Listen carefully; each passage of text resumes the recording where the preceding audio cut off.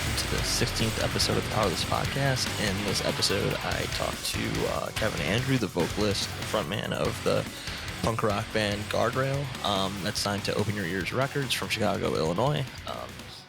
We talk about their signing to Open Your Ears Records, what the label's like, and what Kevin really enjoys about being on it. Also talked about kind of the beginning of Guardrail, kind of the early member changes and different kind of phases of the band. Do a step-by-step or track-by-track breakdown really quick of their latest EP, Yikes. That was their debut on Open Your Ears Records. We also talk about their new upcoming full-length. And without listing the tracks, Kevin also does a quick run-through of what each song is about that we can expect from that record as well. So it's kind of exciting to hear for the first time. We talk about everything from the kind of impromptu show he did with Shane Told at Las Vegas when the first When We Were Young festival day got canceled. Talk about his upcoming reunion show in the summer with his old band Al Famous. Talk about a million different things related to music and kind of what got him into the style of music and all those different things. So I really hope you guys enjoy it. It was a lot of fun to talk to Kevin. Hopefully I'll be able to catch them at a live show in Chicago sometime soon.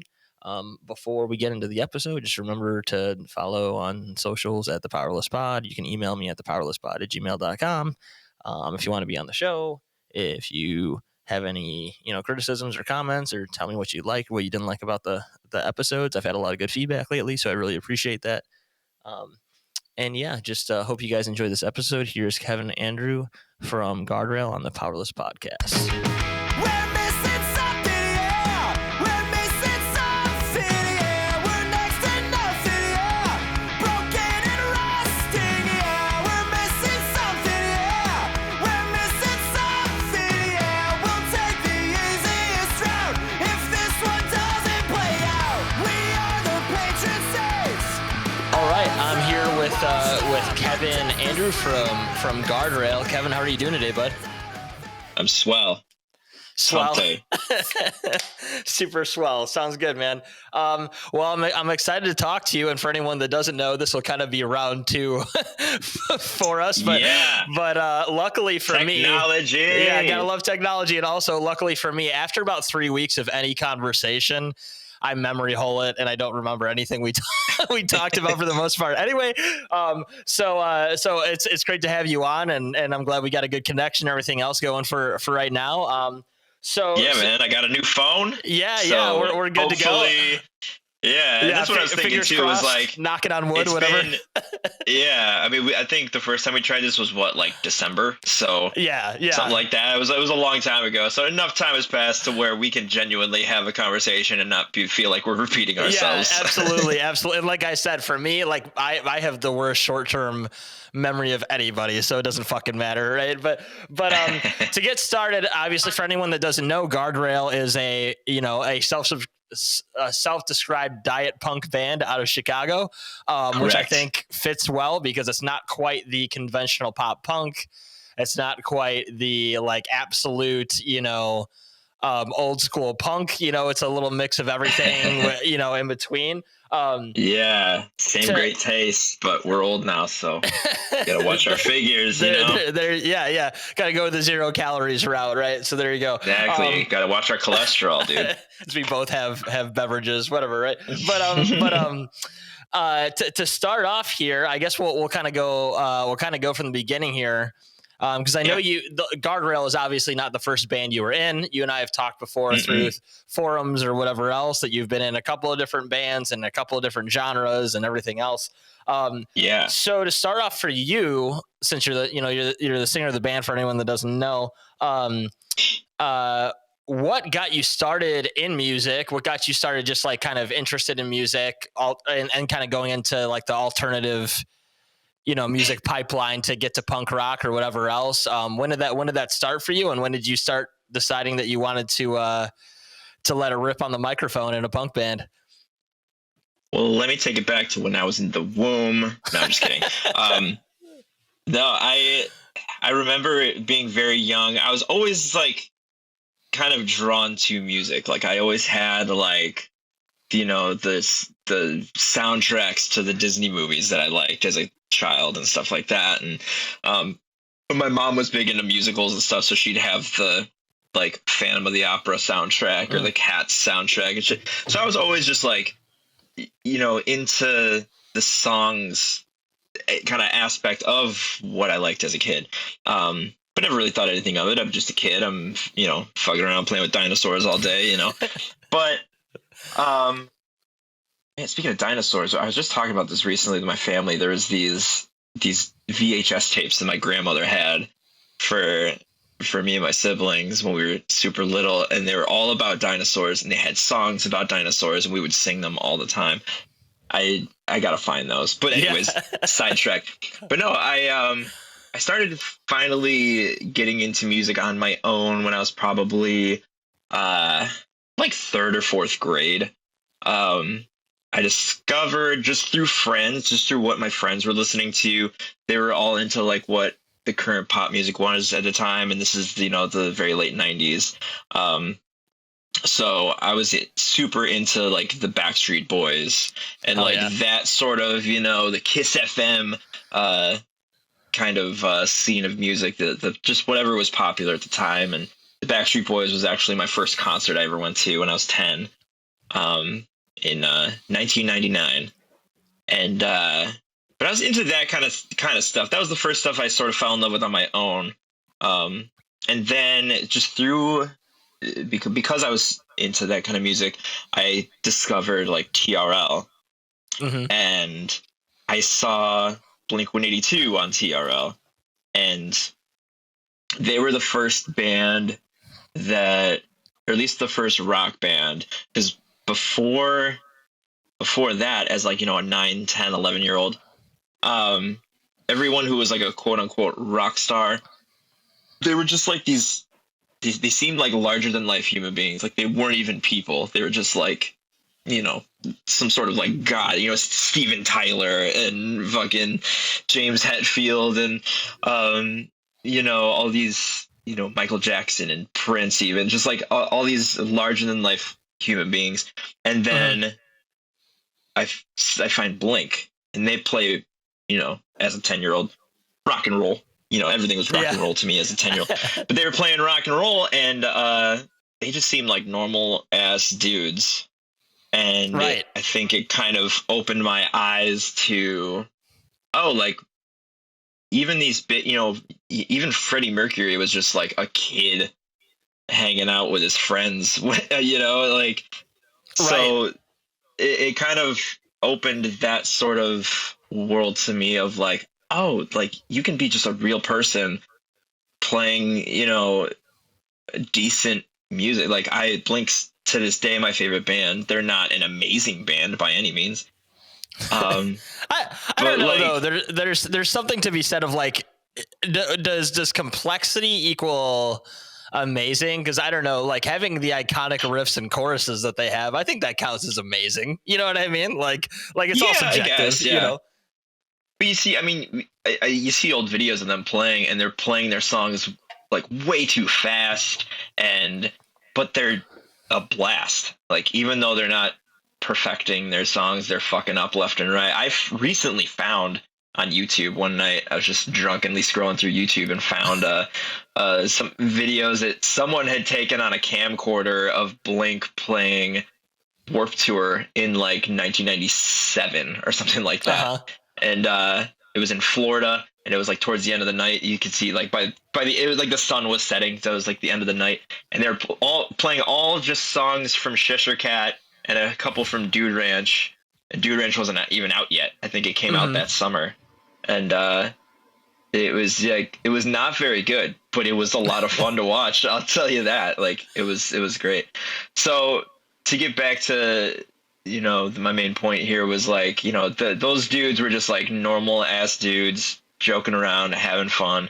And then I decided I liked them, and I liked that kind of music because it seemed the most genuine to me, actually. And then because of that, there was, you know, pop punk was starting to like explode around that time, you know. So then I'm seeing all these other similar bands on MTV, you know, like Sum 41 and Good Charlotte, Newfound Glory, and bands like that. And then I just took a deep dive into that kind of stuff, and I'd get, I think the first actual pop punk CD I ever got was Newfound Glory's self-titled one. Mhm. And I look at like what t-shirts they're wearing, and I would like try and find those bands at like the Schaumburg Library in the CD section, or just we were just getting the internet around then, so we're like looking up their websites and stuff, and there's no social media back then, so Right. you had to just go to like newfoundglory.com and see like what kind of stuff they were up to and stuff like that. So that was kind of my dive into punk music, and that's why I fell in love with it, because again, it was just the most genuine sort of feeling music that I had found and continue to find. It's still to this day, I still think the same exact way about it. Yeah, I mean, that makes a lot of sense. I was kind of the same way. Like, I'm not trying to talk about myself here but like, Don't talk about yourself, bro. Linkin Park was kind of that band for me that like got me away from like pop music in a lot of ways. Even though, a lot of their music you could argue is very pop centered, but like with heavy guitars on those early records or whatever. But Blink, and by extension, like Sum 41, Newfound Glory, all that kind of stuff. Those were kind of the bands that like,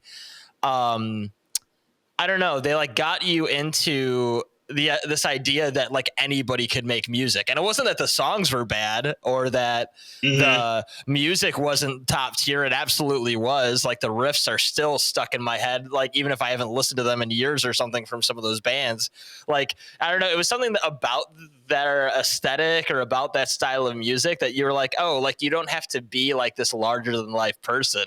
You can just kind of be a dude that loves to play music, you know what I mean? And just kind of like, just kind of let it rip a bit. Right. So that makes a lot of sense. I feel like a lot of people in the kind of pop punk, whatever aspect of music, or even metal music in a lot of ways, like those bands were kind of that opening thing that even if you don't listen to them now, like some people, pop punk or punk is kind of a phase for them, or it's their whole, or it's like their favorite genre, like it's one of our, it's one of my favorite genres. Obviously you're in a band like that, clearly one of your top ones. But like, I think it was more of just like seeing people be like, just kind of goofy dudes playing on stage and having fun, right? Like there's something about that just kind of draws you in. They're like, they can do that, why can't I? Right? Exactly. Like they weren't trying to look cool. They were just trying to have fun and enjoy what they were doing. Whereas, you see someone like fucking Sting and, Sting's badass, but like he's not like fucking around on stage. He doesn't look like he's like, oh man, that looks so much fun. Like he's killing it, and I'd love to be Sting and have fucking tantric orgasms and shit. But no, but I mean, what's funny too when you brought about how people kind of have this music be almost like a phase for them. I was a Lyft driver for like, I don't know, 6 months to a year, something like that. And at least probably once a week, at least, I just had like my music playing. Like I made I still had an iPod at the time. So I just like made a playlist on my iPod of just like songs that were kind of safe for everyone. Mm-hmm. So I didn't have like, After the Burial on there or anything like that, Right. Just basic pop punk, alternative, even like some pop stuff. And so many times I'd have someone be like, man, I haven't listened to this in so long, and my reaction every time would just be like, why'd you stop? And like, I don't know. And I'm like, well, you have some homework, go home and listen to Sum 41 today. And they're like, I will. And like and go check out all their newer records because they're awesome still, right? Yeah. Exactly. So that was my public service. Yeah, hey, punk rock gotta keep punk rock alive, right? Exactly. Oh man, are you drinking the harder PBR? Man, that is you go ham there, huh? What is that one called again? It's just called PBR Extra. Yeah, that's what I thought. Yeah. So I just had a party about a month ago, I got engaged last month, or no shit, it's March, in January. Well, congrats. Thank you. We had a party, like just a little engagement party, and I saw this at Binny's, and I'm like, it's the same price as the regular PBR. I guess I'll get this instead. And no, literally nobody drank it at the party. I still had the full case in the fridge. I'm like, how did nobody touch this? And then a week later, we was our Snooze Fest show, and the band Leisure Hours crashed at my house, and their drummer Reagan was just like, "Oh, I gotta try that." I'm like, "Please do, be the first one," and she loved it. Hey, I gotta go. I gotta try it again, because the first time I had it, I think I had a few too many of them and just had like the worst hangover the next day. So yeah, I mean, it's 6.5, and it's like thicker than regular PBR too. It is. It almost tastes like PBR tried to make an IPA or something like that. They made an APA not that long ago that was pretty good. This is not we're not sponsored by PBR, by the way. It's just what I drink all the time. But anyway, I wish. Yeah, I wish. Sponsor us. Yeah, so cool getting into punk rock. Obviously, I think Blink-182, especially for, kind of our age group around that time with Cheshire Cat and Dude Ranch and all those kinds of things, and Warped Tour. Like, I think that was the band that got a lot of people into things, along with, like you said, Sum 41, New Found Glory, all those kind of bands that came up a little bit after them. Going forward from that a little bit, when was the first time you decided, from listening to this kind of music or other music you got into on offshoots, that you were like, I'm going to start making my own? Like, when did that kind of happen for you? So I kind of just throughout junior high had this sort of like yearning to learn how to play guitar, just because I was finding out about more and more bands, and and then another thing was like the Tony Hawk's Pro Skater games. I'm finding all these bands on there too. That was a big one. And like every year and a half, a new one came out. So I tried to play sports. And failed miserably at all of them. I think after the 4th or 5th year of me not making the basketball team, I took the hint that this tiny white kid from the suburbs was not gonna play basketball, because I cried at most games because I'd fall or something. So I mean, I eventually, when I was 13, in 8th grade, for my 8th grade graduation, my grandparents bought me a guitar, just a Fender Squire Strat thing. It was one of those like beginner's kits, it has a little practice amp with it and stuff. I still have all of that shit. Nice. The guitar does not have strings on it right now.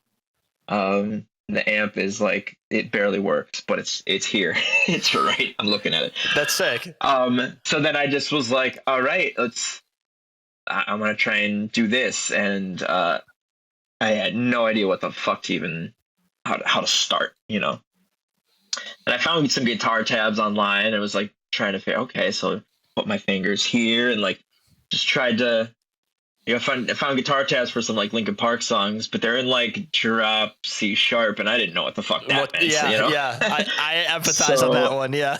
Yeah, and so like, I found Blink-182 stuff, and the first song I like really like taught myself how to play was like, I'm 99% sure it was Wendy Clear by Blink.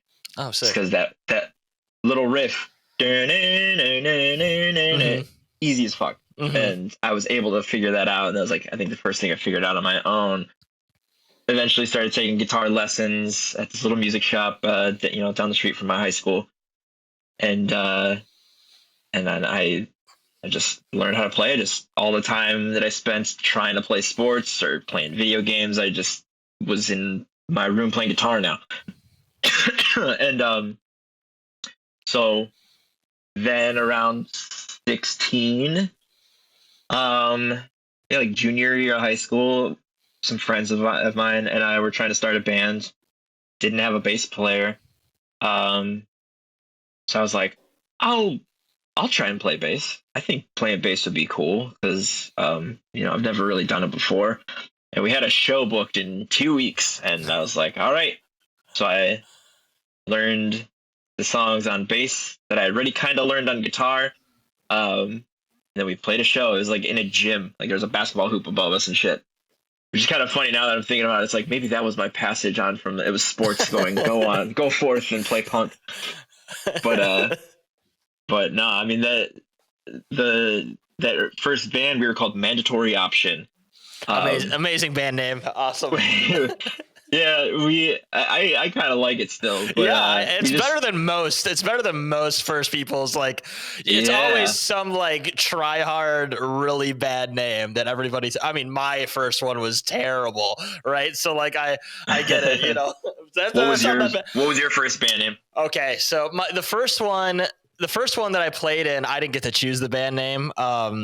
I joined a band in high school that they needed a new guitar player after they kicked out the old one, and it was called Ask the Manager, which is pretty bad. But then the first sounds like it'd be a ska band or something. Oh yeah, and it wasn't at all. It was like an emo MCR-ish pop punk band, whatever. Oh my! And I was in it for like 3 weeks. But then the first band I formed was kind of like a mix of like a date, you know, trying to be a day to remember and Devil Wears Prada and all that, but not being good.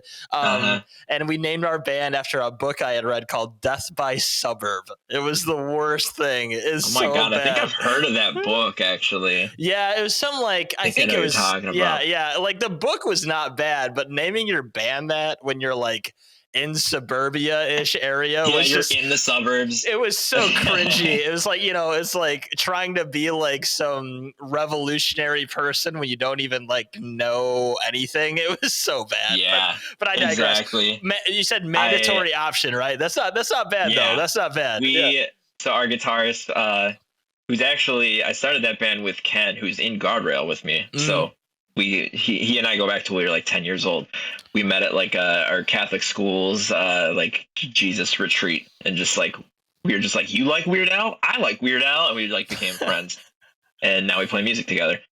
But yeah, he I'm pretty sure it was him. He went to oxymorons.com, and there's just like a list of all these oxymorons, and he found that one, and I remembered hearing it in a George Carlin bit, so I was like, yeah, I like that. That's cool. And we just rolled with that for a couple of years. And we played like in that band through like the rest of our high school days and a little into our freshman year of college, but we were all kind of grown up and kind of grown apart, and it just didn't work anymore. And that band was too, it was like we had this vision where it was just like we don't have a genre. We play anything. And like looking back, and I'm like, that was fucking stupid as shit.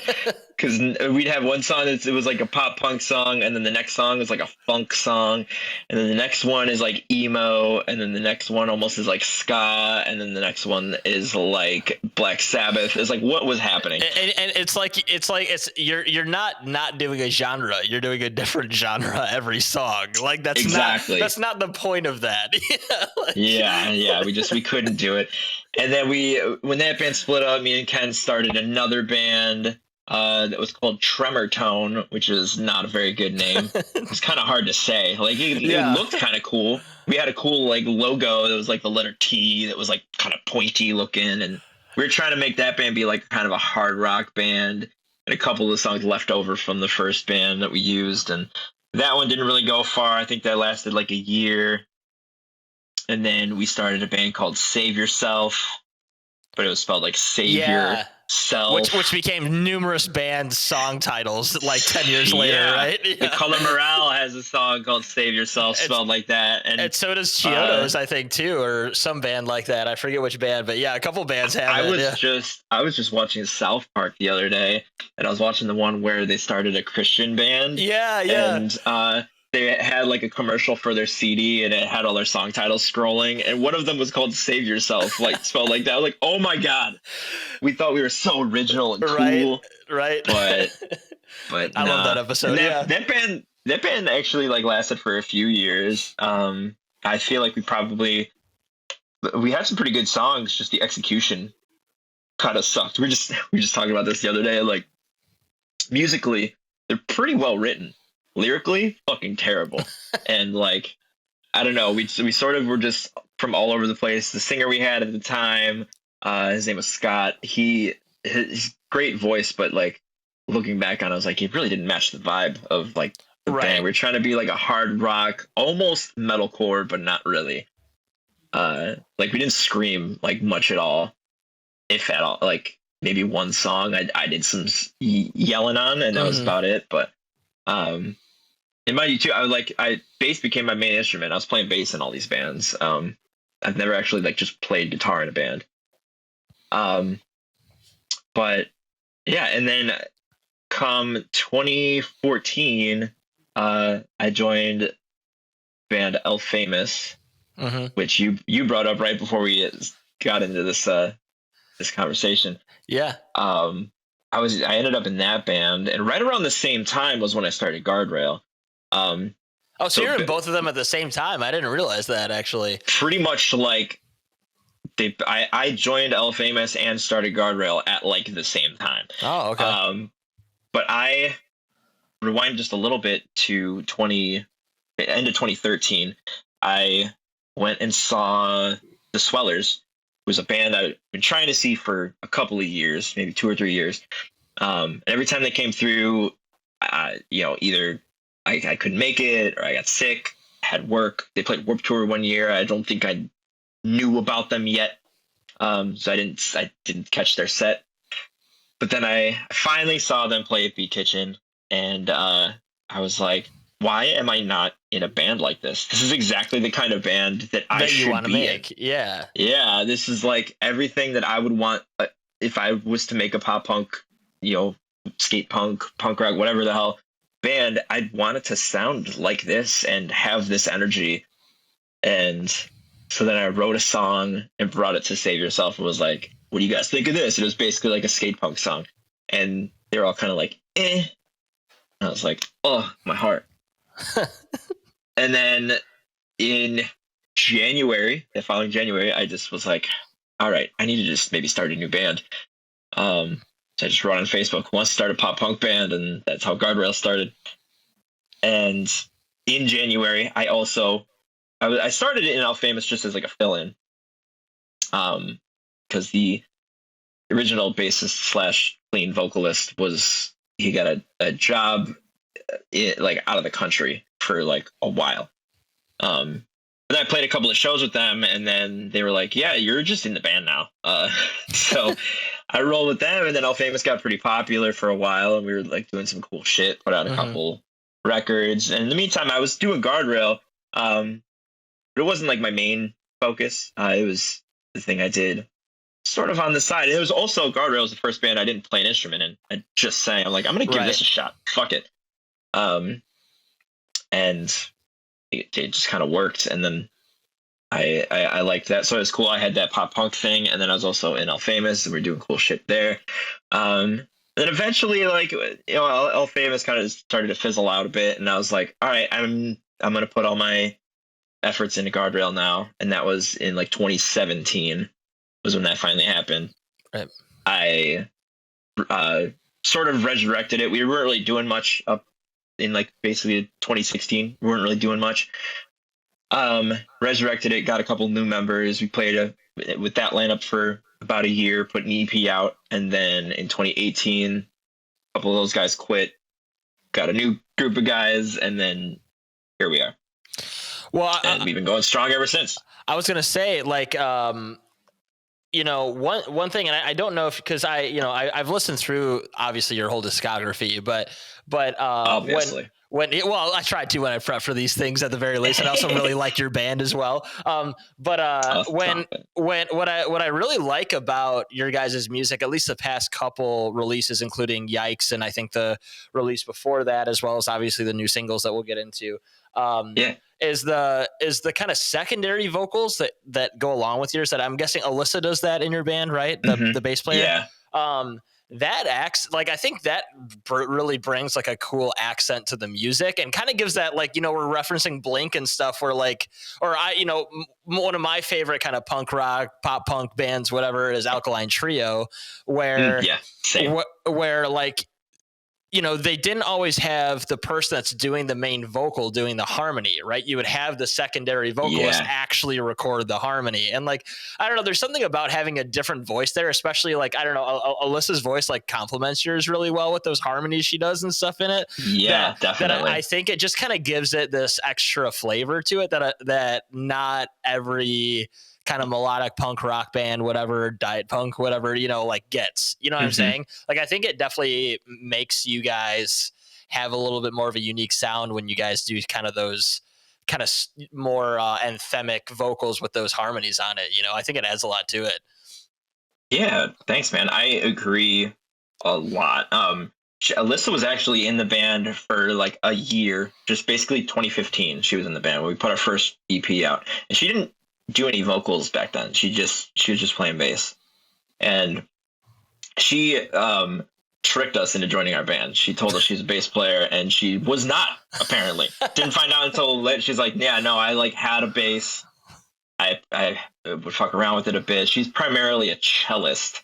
Oh, okay. Wow. And but she came to our old guitarist Mike's house, and I gave her like 3 of our songs. So I'm like, hey, learn these, and if you learn them, like, right on. And then she learned them, and I was like, cool, yeah, you're cool. You know punk rock, because our last bassist he didn't know who Tim Armstrong was. I'm like, you can't be in our band if you don't know who Tim Armstrong. So I was like, my one question to her, I was like, who's Tim Armstrong? She's like, from Rancid. I'm like, cool, you already are like, you're already a better fit. But yeah, I mean, she just played bass back then. She didn't really sing. She'd never really been in like a legit actual band before. She'd done some things here and there, but then when she kind of rejoined our band in 2018, hadn't seen her in a while because we kind of moved away, kind of went our separate ways.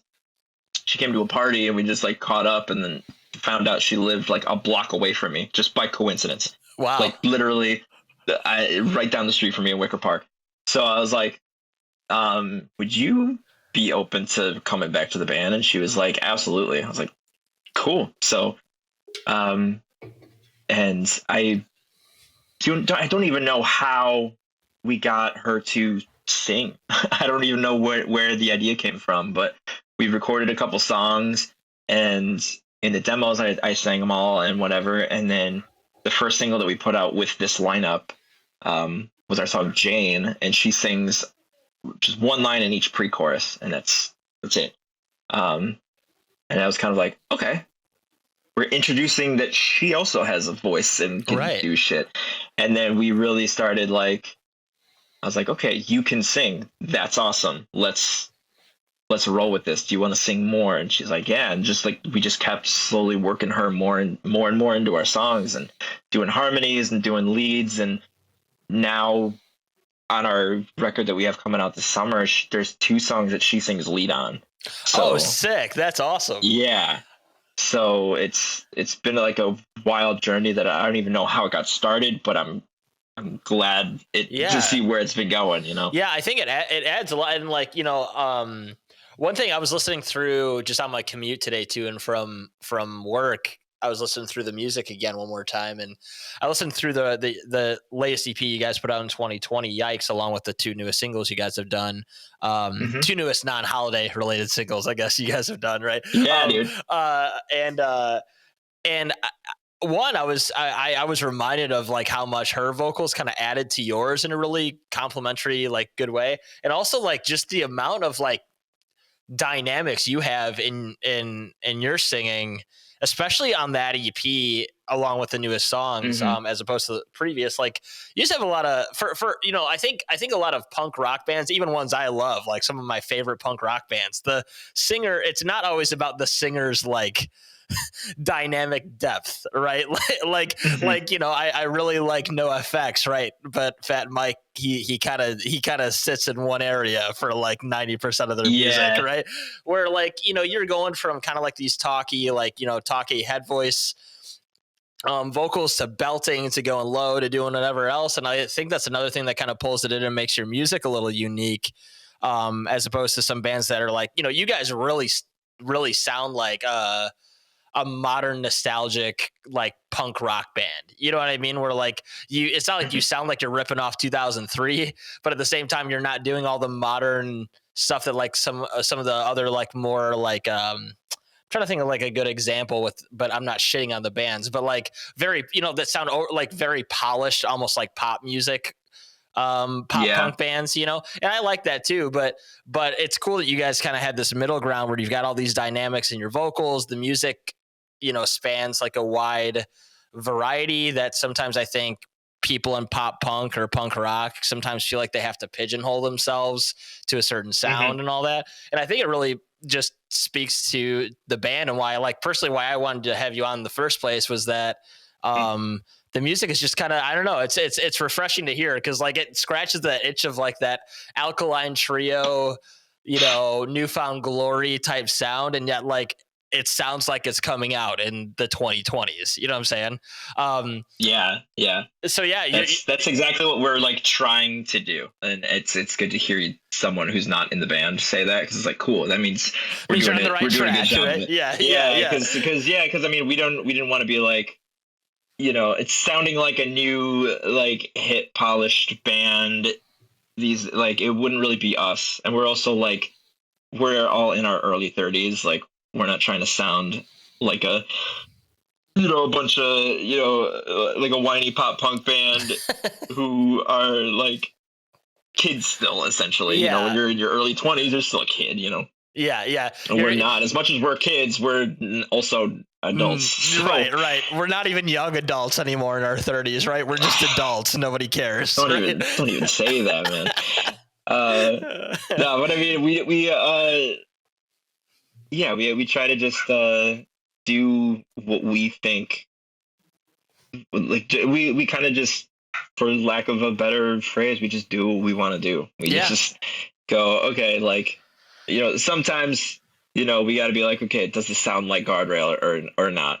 And sometimes we'll write a demo and we'll set up, what do you guys think? And we're like, I don't know about this. They're like, yeah, you're probably right. We should probably either tone this one down or change it a little bit, make it a little more us. But like you said, we try to keep a dynamic of sounds going where they're not all just like fast skate punk songs. They're not all.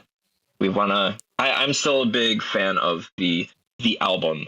Yeah. So some of my favorite albums are the ones where I put it on and I listen to it all the way through, and it kind of takes you on a ride. And that's what we try to do, even in our EPs. Like, just, you got 6 songs. Our last EP, Yikes, I wrote all those lyrics for all those songs about like turning 30, because I turned 30 in 2019, and I was like, yikes. And that's what happened. So I mean, like the first song is like, fuck, this is not where I thought I'd be at this age. And then the second song is like, I'm old and I'm going to shows. I'm still having fun, but fuck, man, my back hurts. And then the song after that is the one with Garrett Rapp, right? Shipwrecked, right? Yeah, that one, the metaphor there is like, we kind of like let our parents' generation and whatnot kind of steer the ship for forever, and now that we're the captains of the ship, we're in a fucking storm, and you're like, Jesus Christ, man. Yeah. With like the whole global warming and just the economy, everything, all this shit. Yeah, everything sucks. And then after that was Belly Up, which is like, I want to have fun still, but like all my friends are fucking having kids and shit, and like, all right, I guess it's my turn to turn the TV off and stop smoking so much weed and being adults, like, and then Till We're Dead is kind of just that, like, I don't even know what the fuck I'm doing sort of thing. Like, they're all about like the thoughts that you have when you're like in your 30s now. And then the very last one is like, shit's fucked up, but like it's fucked up for all of us. So like we just got to be there for each other, and that's what the last one is. So I was like, we left it on a positive note, even though the other 5 songs are like, fuck. But it's funny. I was just about to ask you about that EP before we get to like what's coming up with you guys, and you just did a breakdown of that EP in about like 2 minutes. That was incredible. Good job. Dude, that just came to me because I'm thinking about our lyrical content. Like, I'm not gonna sit there writing lovey-dovey songs about a girl or about like OMG, my fucking my parents are divorced now. Like I'm not writing songs like that because like that wouldn't be true to me. That's not my writing Right. style.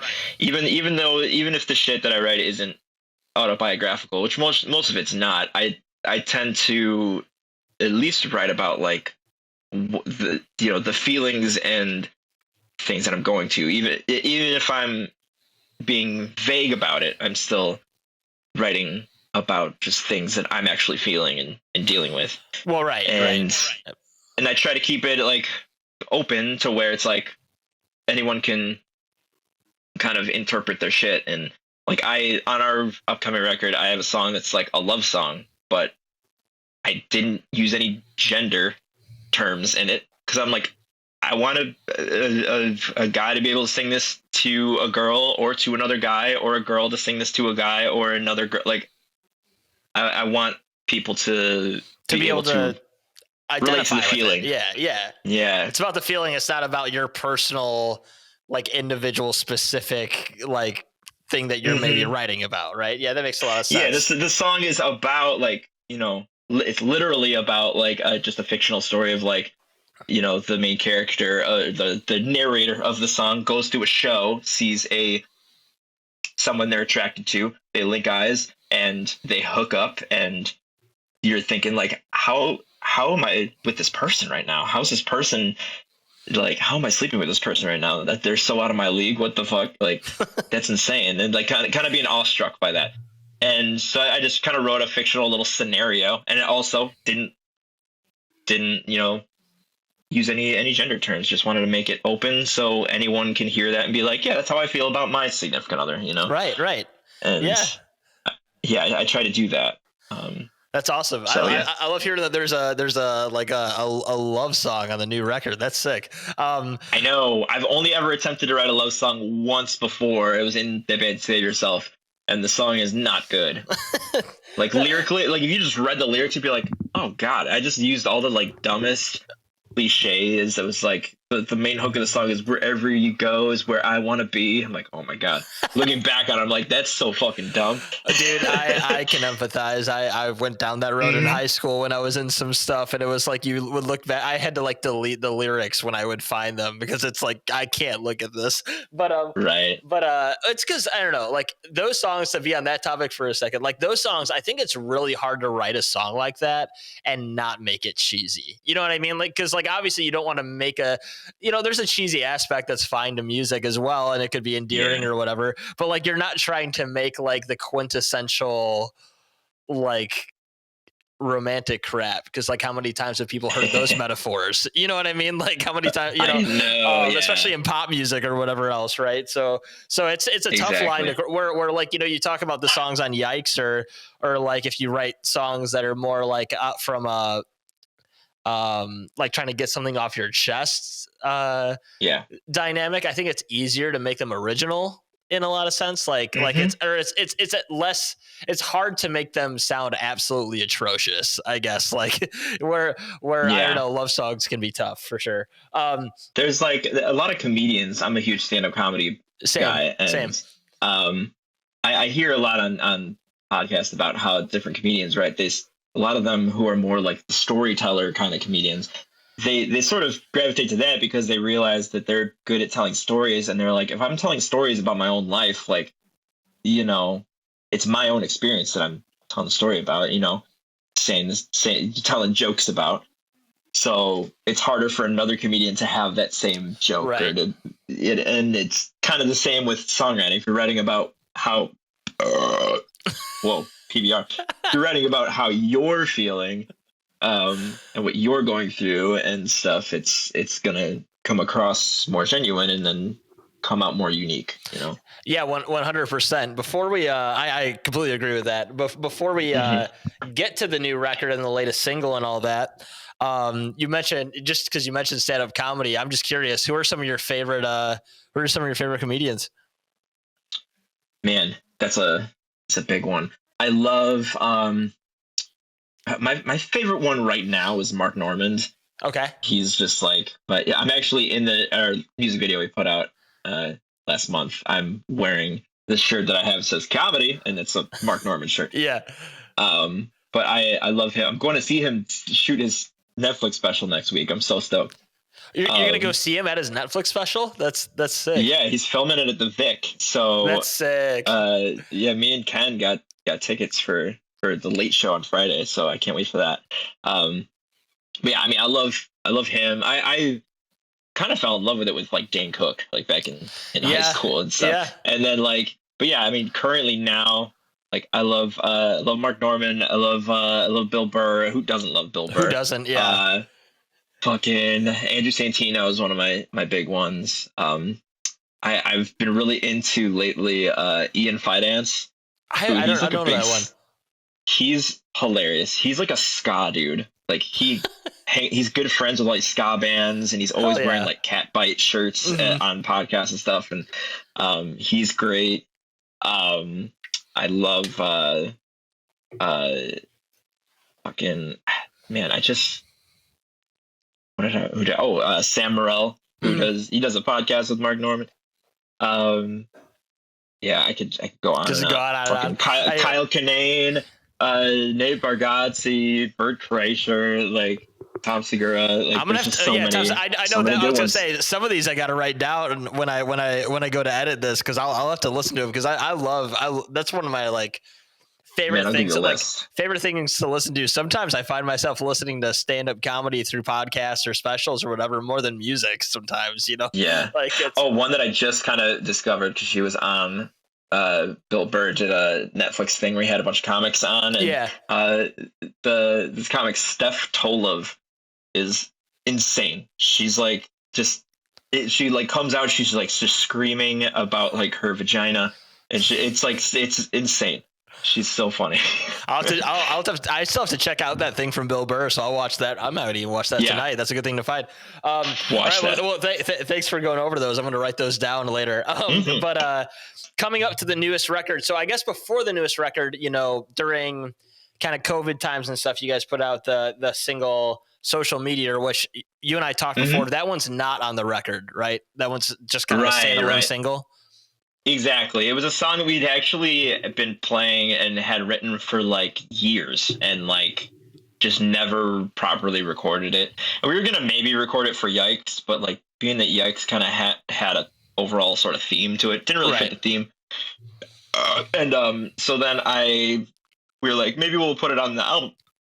And then the album was like, we weren't gonna be able to record the album pretty soon. We're like, we haven't put anything out in a while. Let's just record the song and just get it out there, just so we can put out something. So that was like our song that we put out, you know, in 2021. So, but yeah, I mean, that was it was good to get that one kind of off of our chests. And it's our most popular song. It hit 100,000 streams. I noticed that when I was looking at. I don't always look at Spotify numbers when I'm listening, but like, yeah, it's like far and away the most popular, you know. It must have, you know, whether it got picked up on playlists or a lot of people just liked it or whatever. It got put on a lot of playlists. It just shout out to our label, Open Your Ears, for just like putting in like the right promo and stuff, because we just like they kept running ads for the music video with the link to the song on Spotify in it. So then like people are just constantly listening to that song and putting it on and making the rounds on playlists, and it just kind of kept going. We just saw the numbers just accumulating, like, you know, a couple thousand streams every week. We're like, Jesus, man. Well, this is wild. And also, but you know what, like all the, you know, Open Your Ears Records, love that label. I don't say that about many labels, but you know, I obviously know a few of the bands on that, and know some of the guys that like are involved in that. It seems like they do a good job with some up and coming bands that have a lot of real talent. Definitely. And you know, but it also helps that the song just rips, you know what I mean? Like that was the last one I listened to before I came home today, and I was like, oh shit. Yeah. Like the opening riff of this is just like I said, 20 2021's version of like a Ripper from 2003. You know what I mean? Like it was awesome. Yeah, dude. So there was that. There was also the Christmas song you guys put out that we didn't get to talk about last time, really, because it hadn't been out yet. What was the idea? Dude. Anyone that came, it was Christmas with My Dog, right? It was the name of the song. Dude. And what was the idea behind doing a Christmas song? Like, it's pretty random, you know? I was just kind of like, man, like so many people, or so many bands have songs that are like, holiday songs or something like that. It's songs, something to that nature. And like, Christmas songs are like, there's such a big market for it. Like not every, but so many like alternative bands have some sort of holiday tune. Like, and I love MXPX. They have like 10 of them. Like, they have do. So many Christmas songs. And so like I had the idea. It just like came to me, like the part in the chorus where I say, I'm watching the Yule log with whiskey in my eggnog. I'm spending Christmas with my dog. Like just that came into my head. I'm like, dude, I gotta write this. I think if I wrote a song that's just like, fuck people, I'm just gonna hang out with my dog this year on Christmas. Just hang out at home with the dog, hanging out. And so the music from it actually came from a demo that was kind of in our list of demos for the new record that just like didn't make the cut. And I heard that one with like the little main guitar lead melody in the intro and stuff. I was like, this is like very reminiscent of like the MXPX Christmas songs, you know, like a lot of them just have a simple kind of fun guitar melody. And I just put some sleigh bells under it and the GarageBand demo, just like the little sleigh bells. I'm like, oh fuck yeah, this is going to be the one. So then I reworked it a little bit. I changed up some of the chorus because the chorus was a little different in the original demo. But and I just sat in the rehearsal space and just was thinking about Christmas. And this was like October, so it wasn't like Christmas time yet. So I'm like trying to get in the Christmas spirit. Yeah. So we I figured it out. And at the beginning of the song, you hear a dog barking. That's my dog, Gnarly, barking. I just recorded it on my computer and sent it over to our producer, Joe. Shout out to Joe Scaletta for killing it with that song. It was a fun thing. Yeah. That's awesome. But yeah, it's always cool when people do that. And like you said, there is a big market for it. Like I always think, I listen to a lot of punk music. I also am like pretty big into obviously modern metalcore, as you probably know. And I always think of like when I listened to Jake from August Burns Red in an interview one time where like, they've done several Christmas related things and have a whole Christmas album. And someone asked like, where? Yeah, I think I have that on CD. It rips. It's a great record. I throw on a few songs at Christmas parties with family with like the instrumental ones, and some of them actually really like it, he was like, around that time, it makes us so much money. Like it's charting every year as well. So just like not to say you write a song from a purely business standpoint, but it's also like, come on, like this is a good idea. It's going to be one of those things where it's like every year around Christmas, people are going to be reminded of that. We're going to share the music video, which by the way, the music video has, I just had friends just send me videos of their dogs. I was like, if it's winter or Christmas themed, that's a plus, but doesn't need to be. There's like a couple of them, like with dogs like at the beach and stuff. Yeah. But like I got videos of more than 60 dogs. It was like 62 dogs and a snake. So it's we also, since only 2 of us in Guardrail actually have dogs, I included the other 3 have cats. So I was like, all right, I'm going to include the Guardrail cats in this at least. Yeah, totally. And I had a few friends who were like, oh, I would have sent you a video of my cat. I'm like, no, it's about dogs. These are just the Guardrail cats. I had to include the dogs. They count as dogs, right? Yeah. But yeah, shout out to all those dogs. If you like dogs and you like music, what more? What more can you ask for, especially around Christmas if you get to that point too, right? Like yes, and that song features our buddy Dave, who is in Summer Curse. So check out Summer Curse as well. Hell yeah, awesome. So going from that, so you had social media, you had the Christmas song "Christmas with My Dog" come out, and then I don't remember the exact week. I should have put it down, but when you guys put out "Down at the Bottom," that was just a couple February weeks. 10th. Yeah, it was just under a month ago. Yeah, where great song, by the way, as always. I wasn't surprised that it was awesome. So it was a great track. But that's kind of the first song that you guys are putting out that's going to be on the upcoming record, right? Yeah. Okay. We didn't like really announce it that way, but yeah, like it's the first one that's actually on the album. It's a song that actually our drummer Doug brought the music to the table. Sick. So that was one that he pretty much put together, fleshed out, and then we kind of added our own flares on it. We added some guitar leads and stuff, and then I wrote the lyrics for it. And yeah, shit. He came to me. He had that.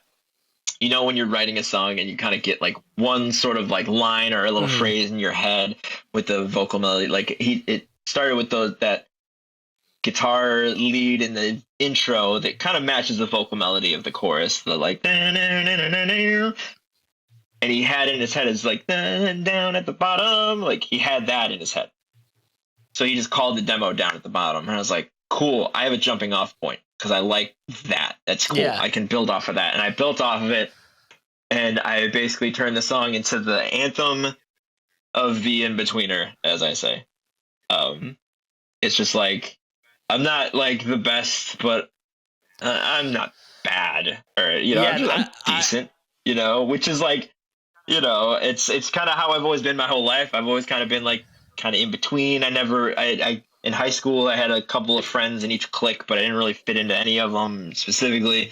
I was always like a BC student in school. Like I'm not dumb, but I'm not like a genius, and then like, even just like in music, I'm like, yeah, our band's not like amazing and like, blowing up all over the world, but we're not nobodies anymore. We're like, so it's kind of just, for anyone who feels like that, even at their job, I'm like, yeah, I'm not winning Employee of the Month every month, but I'm not getting fired. Right. So hell yeah. Well, I was gonna say it's a very identifiable song because that chorus, I had that. Ironically, you bring up work, that was the song that I listened to right before I walked into work at my job, and I was super tired. I haven't been sleeping well or whatever lately, and I was just like, yeah, that's exactly how I feel. You just kind of feel like you're just some dude moving through life, but that chorus is super catchy. Anyone that hasn't heard it yet, Down at the Bottom, check it out. The chorus will get stuck in your head for sure. It was a good way to walk into work this morning. So yeah, that's again really relatable song as always. It's kind of a reoccurring thing with you guys. With this upcoming record, I know you haven't announced it yet. You can't probably say what the name of it is or whatever else, but is there anything you can tell me about, like, you talked pretty quickly, but in detail about the lyrical concepts of Yikes. Is there anything you can tell me what you wrote lyrically that people could maybe expect from this? Is there still kind of a focus like you had in that EP? Is it more just like whatever came out on 10 to 12 songs? What was kind of the focus there? Yeah, man. So, yeah, I can't give anything away, like, specifically, obviously. Just all I can say is, early summer. Just keep an eye out for that. Basically, we wrote a bunch of songs because Yikes was written and recorded, and we were like ready to put it out just on our own when COVID started. And then it got delayed a bit, and we got linked up with Open Your Ears like right around that time. Like, it was within the first 2 weeks of the pandemic, we got hooked up with them. So all these songs were all songs that we had written during the COVID times that are still continuing technically. And I don't know, we had a bunch of just ideas. We had in total probably like 30-ish different ideas, whether it was a whole ass song or just like a verse and a chorus of just like riffs or something, or like, I I had a couple ideas that were like, okay, cool, verse, chorus. I don't know, where to go from here. So, but we ended up narrowing them down to like 18, 19 of them, and then we went to Nick from the Swellers' place up in Michigan. He's actually who we recorded all of Yikes with, and the 2 singles before that, which is crazy. I touched on this before, how like the Swellers was the band that I went and saw and was like, I need to start a band like this, and now we like work Full with Nick circle. all the time. So cool. Yeah. And Nick is the best. He's the best human to work with. He doesn't really record much anymore, but he like records bands that he knows and is like friends with. But his main thing now is pedals. He builds pedals, and they're awesome. I don't have any myself because I don't really play instruments that often, just because I'm the singer of the band now. But a couple of our members have some of the pedals, and they use them all the time. They're great. But anyways, we went up to his place to just do like pre-pro and writing and just kind of narrow everything down. So we narrowed them down to 12. And then even then after that, we wrote a song that ended up being the one that I was talking about earlier, like the love song, was one that we wrote after that session. So we replaced one of the songs that we originally narrowed down to the 12 with that one. They were like, oh, this one's got to go on it.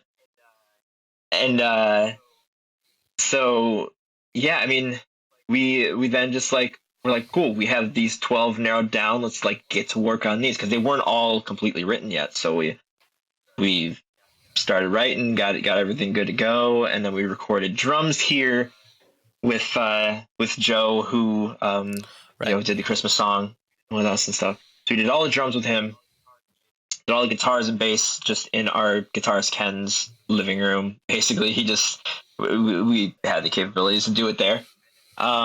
And then we went back up to Nick's for a weekend and did all the vocals and stuff with him up there. And just really like landed everything. And like lyrically, it's a lot of the same stuff. It's very, a lot of the same vibes. I tend to be very kind of like almost sarcastic with a lot of my lyrics and stuff. Like the first song on the record is a song we've actually been opening our set with it recently at our last for the last maybe few months. And because we open with it, we have to address that it's a new song. We're just opening with a song that people don't know. Which is kind of funny. We should probably say something about that. just make them confused. That's the way to go. Yeah. No, but I mean, we that song is like a very much a like I guess we lived another year. Cool, great. All right, I wrote another song. Awesome. Who gives a fuck? That's kind of where that song is. And then the second song, I'll give you a quick rundown, like I did for Yikes. The second song is like, everyone fucking sucks towards each other now. Why? What the fuck? And then the third song, track 3 will be down to the bottom, so we all heard that one. Track 4 is one that Alyssa sings on, and that's about like going through depression where you have so much shit to do and you just don't want to do any of it, and you just you can't physically bring yourself to do it. And that one, she sings on it, and we kind of tag team that one. Let's see, the song after that is like everything's fucked right now. Maybe we should have just like ended shit in 2012 like the Mayans thought we should have. Love it. And then the next one is like about being just like stuck in a rut, and you're just like, I need to do something to get out of this. I'm like just repeating the same day after day after day. And then the next song is the love song. The song after that is about like listening to songs from when you were growing up and thinking about the good old days, And then after that is a political fuck Republican song. I'm here for that one. There you go. There's a song. It's a very short, minute and 40 seconds yelling banger. Very Pennywise-esque almost. Pennywise meets Rise Against kind of thing. Then the song after that is the one that Alyssa just sings on. I don't sing on it at all. That's a first in Guardrail history, a song I don't sing on at all. So if you guys do that one live, are you going to grab the bass or are you going to grab a beer? We've actually been doing that one live for a while. So yeah, so basically we've been calling it at our shows. We call it the old guardrail Yeah. switcheroo. We just like make it a whole thing, and then she gives me the bass, I give her the mic, Classic. and then Awesome. she does that. Um, and and then song after that is an acoustic song, which we've never done before, just a straight up acoustic song.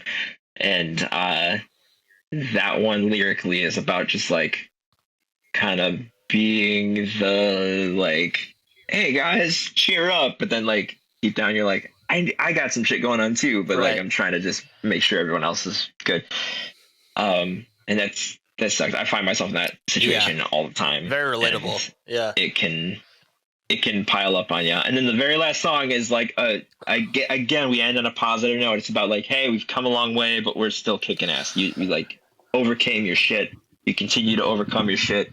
Stay positive. Stay classy, San Diego. Great reference. I hope that's in the that's totally in the song, right? No, but yeah. Dude, I wish. But no, that sounds awesome. Thanks for going through that and a kind of quick run through the tracks, even though we don't know what the names are and all that, right? Just a quick little tease, yeah, just of like kind of just what you'll expect from these songs lyrically, and you know, just kind of just what we want to make you feel with the shit. And even though, you know, like you said with Yikes as well, it's not like these are hardcore concept records by any stretch or anything, but like what you just said there, like how you described the record is like, I feel like how 90% of just working people, like those are the various thoughts that go through their head like on a weekly basis, if not daily basis. So I mean, it still is very much like in some ways a I don't know, like there is a focal point there, right? Where it's just like, it's how people are feeling in this day and age. You know what I mean? Exactly. And we're all working people too. We all got 9 to 5s and we have our nights and weekends off. So we do we go be punk rockers at night, and then during the day we all have graphic design and customer service jobs and shit, like, you know, and then we rehearse every Thursday. So half the time on Thursdays we show up and we're just like still well, now we all work from home, but for a while it would be like we'd meet up for practice on Thursday and we're all in our like office attire. You know, I had to change out of mine right before I did this, so I totally empathize. But no, that's sick, man. Well, I'm excited for the upcoming record. You said looking for it roughly. Obviously, you can't give a fucking date, right? But like roughly early summer, right. Yeah, the dates are secured right now, but I can't reveal them. But just like in early to mid June, you'll get the announcement. Sounds good. Just keep an eye for that, and you'll get another single around then too. So perfect, awesome. So we'll be looking forward to that. I'm stoked to hear that.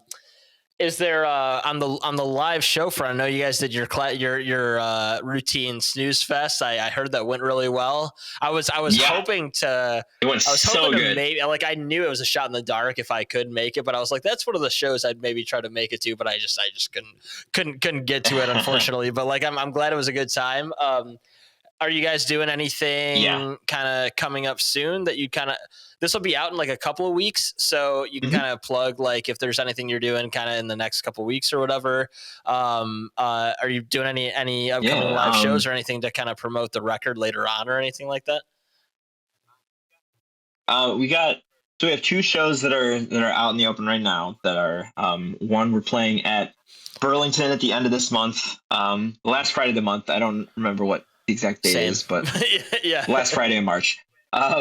We're playing at Burlington with our friends. Or shit, maybe it's Saturday. You just go to our social media, you'll find it. We're playing with our friends 4 Stars, Cliffhanger, and a band called 45 Fix, so I've never heard of before, but I'm stoked to see them and meet them. And Burlington's always fun. That was the last place we played before the pandemic started. It was literally March 12th. Oh God, that was like right the day that March 13th was when everything started shutting down. It was like, oh man, we played that show. There wasn't a lot of people there, obviously, because people were like, I don't know if we should leave the house, you know. So I think we only maybe had 20, 25 people in the room, but we played that show. And then the next day I was supposed to go see Andrew Santino do stand up at Thalia Hall, and it got canceled. That reminds me of like around that but- time, not to talk about that shit because nobody wants to hear about that stuff anymore, right? But like I was I'm a teacher, so I was in school whatever that Friday was before everything really shut down or whatever.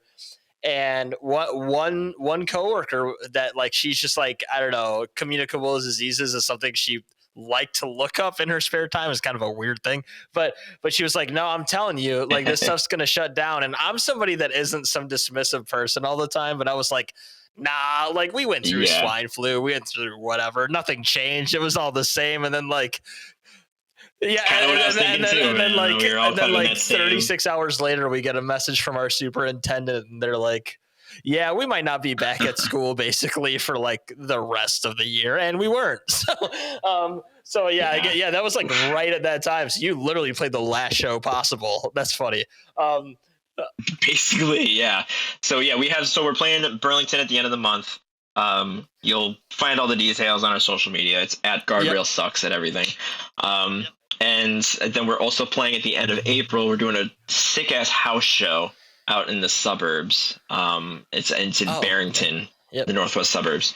We're playing at Alex from Bad Planning's house, and the lineup is sick. It's fucking much the same. Hot Alice, us, Bad Planning, and Life Looks Good, and all the money is going towards Alex's mother-in-law's cancer recovery bills. So it's a great cause. It'll be a great time. You know, bands like Much the Same, so they don't do house shows anymore. Like we don't even do house shows anymore. So it's going to be a dope.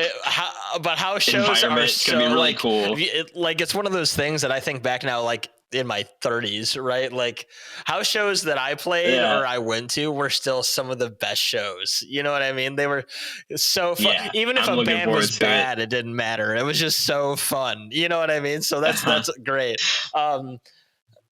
Yeah, and then there's a couple other things that are sort of like in the works. I don't want to say because they're not set, but a couple other random things. And then we're not doing a whole lot leading up to the album, but once the album drops, we're gonna just be hitting it hard this summer. So you'll see us a lot. We're gonna start traveling again. We've had a couple we've only really done like 3 weekend runs and just like in the Midwest, but we're hoping to this summer get like out to the East Coast, maybe go south. Got to get to the Open Your Ears. You got to get to the Open Your Ears camp at least, right? And Virginia area or whatever else, right? Virginia, man. Yeah, exactly. So we're trying to get out there once the record drops, and we'll start ripping. That's great to hear. People keep a lookout for that. It'll be cool to see what places you guys are playing outside of the Midwest and Illinois and all that good stuff. And not Guardrail related. I said I was going to bring this up, but I saw you brought up El Famous, which was a band I saw you play before I even knew who you were, which is funny. I guess so, right? But I saw that you guys are doing a reunion show. Obviously, I already know it's just a one-offer, right? Like it's a one show you guys are doing just for fun, whatever else. Why did that come about? That seems awfully random, So where did that come about from? It was pretty random. So that band and I parted ways in 2018. It's been a while. And I was in the band for about 4.5 years, and I've been out of the band for about 4.5 years. So it's been about the same amount of time out of it now at this point. But I don't know, the band like went on and they put out another album, and then I don't know, kind of just dissolved when pretty much during the pandemic, honestly. And the guys in the band, some of them are kind of doing other stuff now. Our guitarist Jay lives in Arizona now, so he's out there. 3 of the guys, Kevin, Armin, and Ted, are all in the band Night Spice now, so they're doing that. They're doing some cool shit. And then I'm in Guardrail, and our drummer wasn't really doing much. Just kind of hanging out. He wasn't really playing in any other bands or anything like that, but it's something we kind of toyed around with for a little bit, like just playing kind of like a one last show kind of thing. but never really came about. And then just recently, it just kind of came about again. We're like, hey, yeah, fuck it, let's do it. So we're doing it in June. I believe the date is the 24th. If that's not correct, I'll put it in the notes. Sounds right. Go to my Instagram for that. I'm at Naughty Jacuzzi. But yeah, it'll be kind of a cool thing. I'm not doing the whole set where I'm doing just the songs that like part of. I was a part of, from the first couple albums. So I'll be playing like half the set. So yeah, that's cool. It'll be fun. I don't know who else is playing the show yet. I don't think we figured that out yet, but it'll be a Bottom Lounge, kind of be a one time only thing. Our old guitarist Eric is flying up from Nashville to play some songs with us too, so that'll be cool. It'll just be kind of like a good little blast from the past, a good like send off for that band, I think, because it never really got that. Yeah, very cool. And we did a lot of cool shit in the few years that we were going. So I want to just kind of try and wrap that one up with a nice pretty cute little bow. It's nice to just kind of play a quote unquote local-ish show, right? And just kind of have the fans of it that are probably that have aged with you as well just come back and get to live some of the days of like of the past with the nostalgia of the music and stuff. So that's really cool. I was when I saw that, I was like, what the hell? Like I didn't think that was gonna happen, but that's really cool. Dude, me neither, but I gotta relearn like 8 songs now, so that's fun, right? And you gotta play an instrument now. Yeah, you can't just frontman it on stage, right? So yeah. Do you even own a bass rig and all that anymore to do that, or no? Yeah, honestly, Alyssa uses my bass rig for Guardrail. There you go. So awesome. So 2 things I wanted to talk to you about before I let you go here. Thanks for taking the time on this, and I'm glad we've had a good connection. It's been great, right? I know. Let's hope this actually it's gonna works. Work. It's gonna work. It's good. And if you're listening to this now, that means it works. And I'm so happy that you're listening. So 2 things. We talked about this last time and it was a little more fresh, but I do want to talk about it now because I thought it was just really cool in a bad circumstance, which is the When We Were Young festival thing with Shane and all that you did. The second thing I'm going to ask you to do before you go, which you might hate this, you might not, is I've been having people, I had the last band that I just had on with Sales Ahead do this, where I love that. We did like a virtual festival with them over the pandemic for the Good Noise podcast, and I like fell in love. I think their set was like 1 or 2 sets after ours, and I was like, "This band so rules." Sick. I've connected with those people now too, and they're just the greatest people. But I asked them this. I asked each band member, but you're the sole person in this one. If you were not maybe we'll do this first while I'm talking about it. But if you were not in Guardrail and you could pick any people from any bands you listen to, it's kind of like it's kind of like a mock draft, right? Where you could pick anybody from any bands you listen to, living, dead, whatever. You could sing, you could play bass, whatever you want to do, but you're in the band. Who would you want to be in a band with you? Playing guitar, bass, drums, whatever. If your dream lineup for a band, like the all-star Kevin Andrew band, who would you pick? Fuck. Yeah. Man, so basically what you're asking me to do is do what John Feldman did with Goldfinger. That's 100% what I'm asking you to do. Yeah.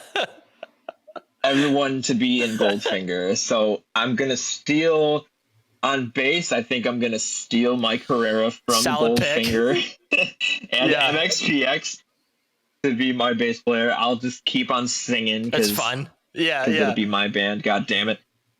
Man, for guitar. You gonna go with Moon as well? Yeah, right. I just steal Goldfinger. No, shit. For guitar, if we did like guitar, like rhythm guitar and like some other vocals, let's pick Jared from Bowling for Soup. Pick. That's a great pick.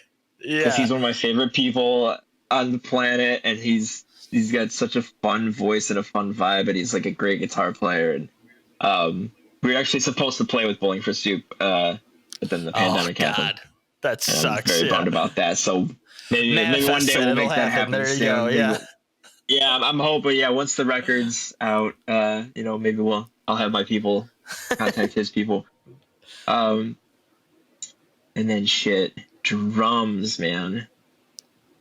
Like, I don't want to just say Travis Barker because that's the basic one.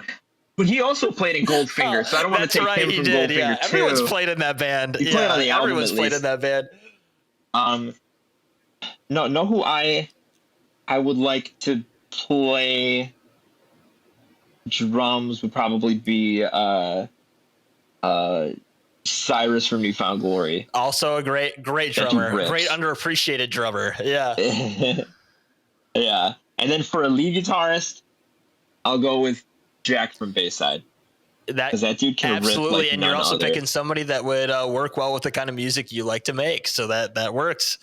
That rips. Exactly. I think that would be my move. There's so many options. I know. But that's why I just like to have people do it off the cuff, because you know what? You could sit there and you could make a list of like 30 people you'd want for each role. You know what I mean? Like I could, right. I guess if I was going to have someone on reserves, I'd probably pick like Matt Skibo, since he's not in Blink anymore. I'll just have him be in my band instead. But no, that's sick. That's a good lineup. Yeah. Well, yeah, that's solid. And then lastly, for anybody that doesn't know, obviously everybody knows that would listen to this probably, that the When We Were Young festival, that first night when you were there, and obviously Shane told that we both know from Silverstein, and lead singer Syndrome was there, and the show got shut down, right? So which was brutal for so many people. That is awful. But there was something kind of cool that at least I thought was cool on your end that got to happen, where you got to play basically an acoustic set along with,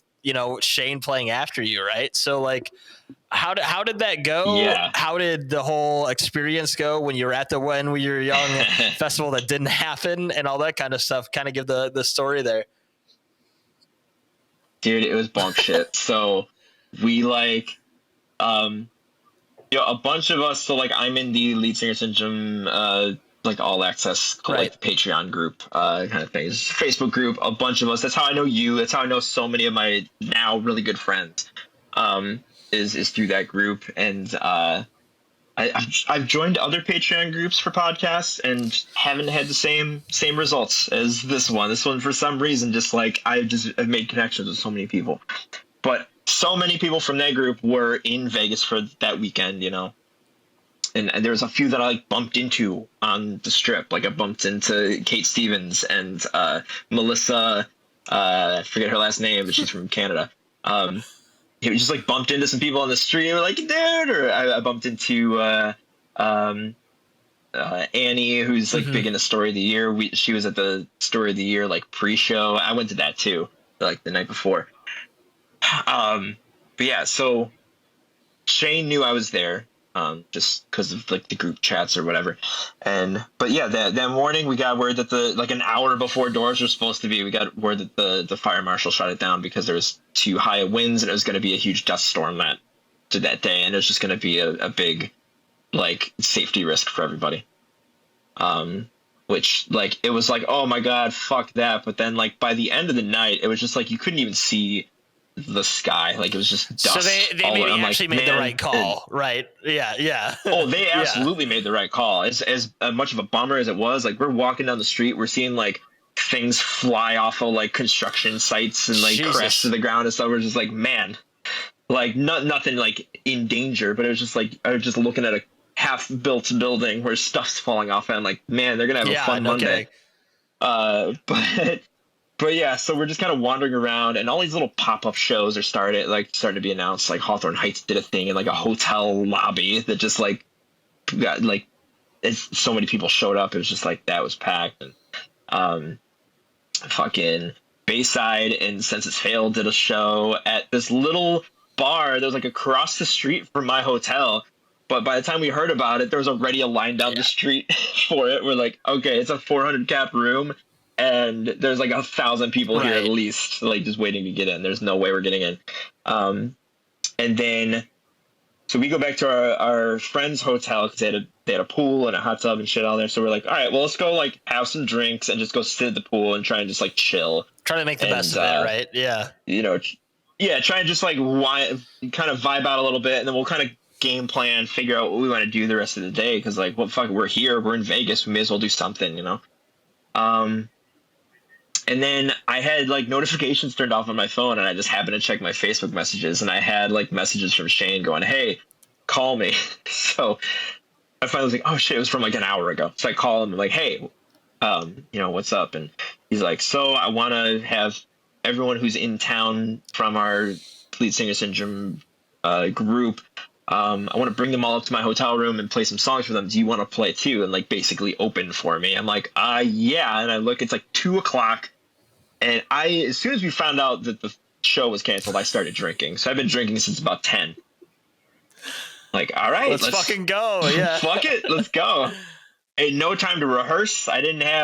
There's no guitars around where I could like practice or go over my shit, and basically met up with him at the hotel. Everyone kind of met up in the lobby. He brought everyone in shifts up to his hotel room, and he's like, all right, here's a guitar. What tuning are you in? I'm like, I'm in, drop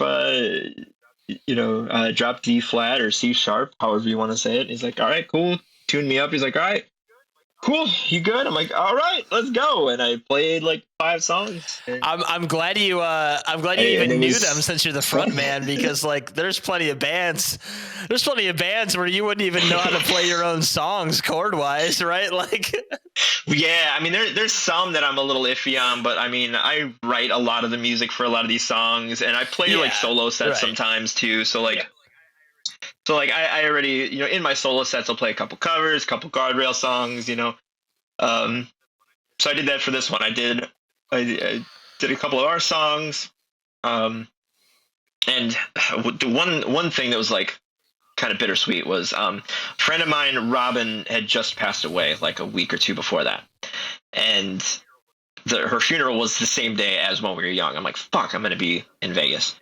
And I was like, but her favorite band was Paramore. I'm gonna rock the fuck out to Paramore like twice as hard, and it'll be a good way for that. But then it got canceled. I'm like, well, fuck, man. Like, there was like another like heartwarming aspect of that happening. I mean, heartbreaking is what I meant to say. But yeah, so she actually does backup vocals on a Guardrail song on our first EP. So I played that song during my set, to a hotel room full of like 45 strangers and Shane, and got to kind of give a quick little speech about her, and had everyone kind of toast, cheers to her, and then we played the song, and it was a good way to kind of like honor that day, since I couldn't be there for it. And yeah, it went great. And then Shane played some songs, and then we just kind of hung out in his hotel room for a bit, and like it was a good thing to be able to, kind of just do something cool that day, and something memorable. I can now say that Guardrail has played at the Caesars Silverstein. Palace. So yeah, exactly. Yeah. Technically, right? Yeah, that's well, again, making the best of a shit situation that like you want to be mad at something, you don't even know what to be mad at, because there was like you said, it was the right call to make and everything else, right? So like, exactly. But that's still in a way like a really cool story you'll have from now on, and hopefully no other big festivals you go to get shut down by storms. But dude, yeah, we were literally right before this buying flights and shit. We're going to this sick New World Fest, which is basically the new metal so when bad. we were I'm so young. jealous. I'm so jealous.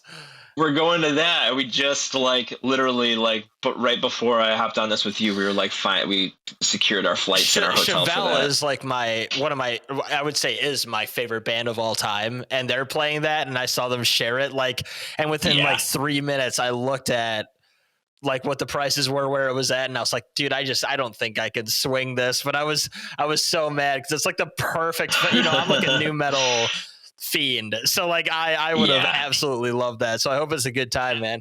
Hopefully it's milder weather there, right? Yeah, and I also have tickets for the When We Were Young this year too. You're just ripping it. this year is more my speed lineup. It's all pop punk, like isn't they it? basically they took my CD book from high school and we're like, we're gonna book all these bands on a festival. Yeah. Like it's that's insane. sick though. I'm glad you get to go back, and again, hopefully that one goes nothing goes awry, and you get to see even more bands that you love, right? So that's great. Well, again, thanks for going over all this stuff, Kevin. I really appreciate it, man. You've already kind of plugged where everybody can find you guys, but I'll just do it real quick again. Guardrail sucks, right? On all social media. You're Naughty Jacuzzi on Instagram, and are you on Twitter? Yep. I don't even know if you're on Twitter, but yeah, my Twitter is also at Naughty Jacuzzi. That was one of those things that one of my friends said like years ago, and it was one of those like, oh, new band name. Like it just was something that was said in a sentence, and I was like, I kind of like that actually, and I just like rolled with it. And it's a hell of a username, yeah. So you can find all that. Look for new announcements from Guardrail on their upcoming record. Check out the newest song, along with all the catalog of the band. If you haven't listened to them before, you will not be disappointed. And again, Kevin, thanks so much for doing this with me, man. I really appreciate your time.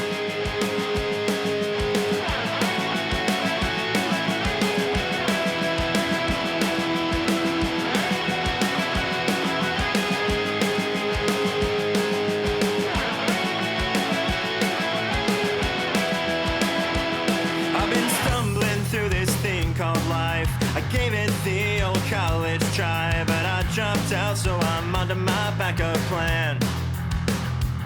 I'm not rich, but I'm not scraping by. I'm just scrolling towards that finish line with nickels and dimes, just doing the best I can. I only said it who knows how many times. I'm not sure